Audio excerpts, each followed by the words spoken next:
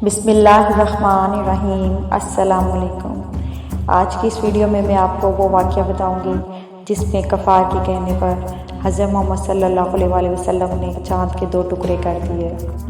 ये उस वक्त का वाक़या है जब हज़रत मोहम्मद सल्लल्लाहु अलैहि वसल्लम ने अल्लाह ताला के हुक्म पर खुल्लम खुल्ला इस्लाम की दावत दी। आपकी दावत देने के बाद बहुत से लोगों ने इस्लाम कबूल करना शुरू कर दिया। कफ़ार से ये बात बर्दाश्त न हुई। उन्होंने जो इस्लाम कबूल करता उसको सख्त से सख्त सज़ाएँ देना शुरू कर दी। और यही नहीं बल्कि वो आप सल्लल्लाहु अलैहि वसल्लम से मोजज़ात का मुतालबा भी करते। एक रोज़ अबू जहल दूसरे सरदारों के साथ नबी करीम सल्लल्लाहु अलैहि वसल्लम के पास आया और बोला, ए मोहम्मद, अगर तुम सच्चे हो तो हमें चाँद के 2 टुकड़े करके दिखाओ, वो भी इस तरह कि एक टुकड़ा अबू कबीस पहाड़ पर नज़र आए और दूसरा कई का पहाड़ पर नज़र आए। मतलब ये था कि दोनों टुकड़ों के दरमियान में वाज़ेह फ़र्क हो ताकि इसके टुकड़ों में कोई शक बाकी ना रह जाए। इस रोज़ महीने की 14वीं तारीख थी। चाँद पूरा था। आप सल्लल्लाहु अलैहि वसल्लम ने इनकी ये अजीब ख्वाहिश सुनकर फरमाया, अगर मैं ऐसा कर दिखाऊं तो क्या तुम ईमान ले आओगे? उन्होंने एक ज़बान होकर कहा, हाँ बिल्कुल, हम ईमान ले आएंगे।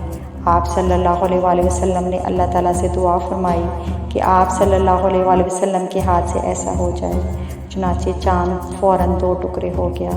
इसका एक हिस्सा अबू कबीस के पहाड़ के ऊपर से नज़र आया और दूसरा कई का पहाड़ पर। इस वक्त नबी करीम सल्लल्लाहु अलैहि वसल्लम ने इरशाद फरमाया, लो अब गवाही दो। इनके दिलों पर तो कुफ्र पड़े थे। कहने लगे, मोहम्मद ने हम लोगों की आंखों पर जादू कर दिया है। कुछ ने कहा, मोहम्मद ने चाँद पर जादू कर दिया है, मगर इनके जादू का असर सारी दुनिया के लोगों पर नहीं हो सकता। मतलब ये था कि हर जगह चाँद के 2 टुकड़े नहीं देख रहे होंगे। अब इन्होंने कहा, हम दूसरे शहरों से आने वालों से ये बात पूछेंगे। चुनाचे जब मक्का में दूसरे शहरों के लोग दाखिल हुए तो उन्होंने चाँद के बारे में इनसे पूछा। आने वाले सब लोगों ने यही कहा, हाँ हाँ, हमने भी चाँद को 2 टुकड़े होते देखा है। ये सुनते ही मुशरिक बोल उठे, बस फिर तो ये आम जादू है, इसका असर सब पर हुआ है।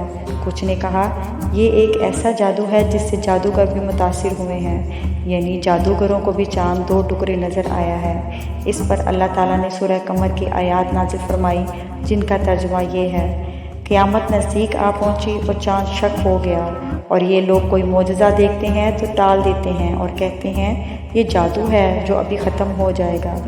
मुख्तलिफ़ कौमों की तारीख़ से ये बात साबित होती है कि चाँद का 2 टुकड़े होना सिर्फ मक्का में नज़र नहीं आया था बल्कि दूसरे मुल्कों में भी इसका मुशाहिदा किया गया था। इस तरह एक दिन मुशरिकीन ने कहा, अगर आप वाकई नबी हैं तो इन पहाड़ों को हटा दीजिए जिनकी वजह से हमारा शहर तंग हो रहा है, ताकि हमारी आबादियाँ फैल कर बस जाएँ, और अपने रब से कहकर ऐसी नहरें जारी करा दें जैसी शाम और इराक़ में हैं, और हमारे बाप दादाओं को दोबारा ज़िंदा करके दिखाएं। इन दोबारा ज़िंदा होने वालों में कसब इनकलाब ज़रूर हो, इसलिए कि वो नहायत दाना और अक्लमंद बुज़ुर्ग था। हम इससे पूछेंगे, आप जो कहते हैं सच है या झूठ?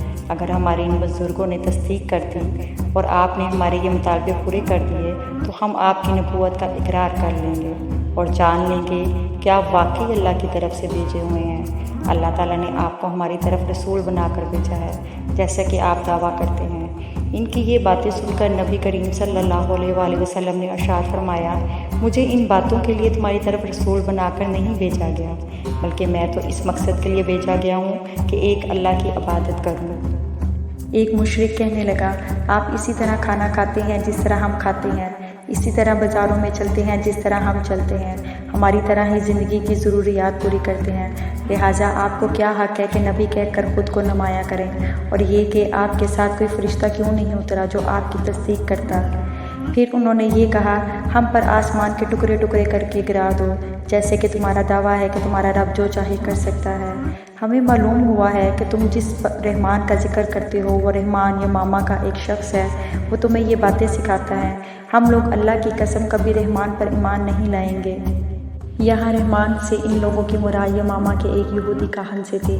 इस बात के जवाब में अल्लाह ताला ने सूरह रात की आयत नंबर 30 नाजिल फरमाई जिसका तर्जुमा ये है, आप फरमा दीजिए कि वही मेरा मरबी और निगहबान है, इसके सिवा कोई इबादत के लायक नहीं। मैंने इसी पर भरोसा कर लिया और इसी के पास मुझे जाना है। اس وقت آپ پر رنج اور غم کی کیفیت طاری تھی۔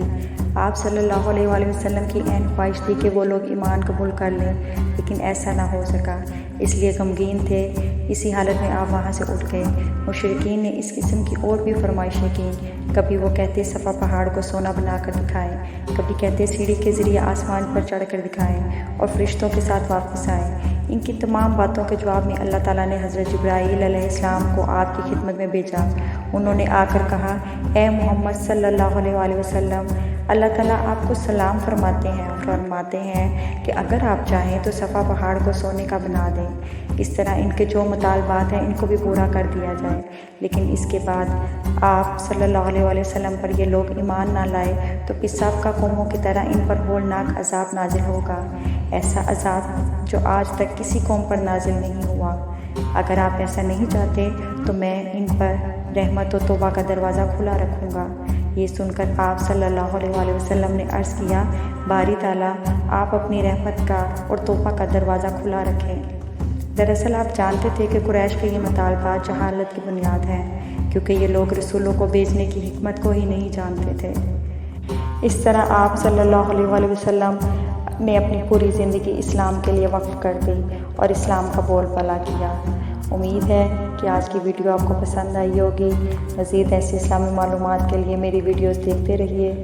جزاک اللہ خیر۔ اللہ حافظ۔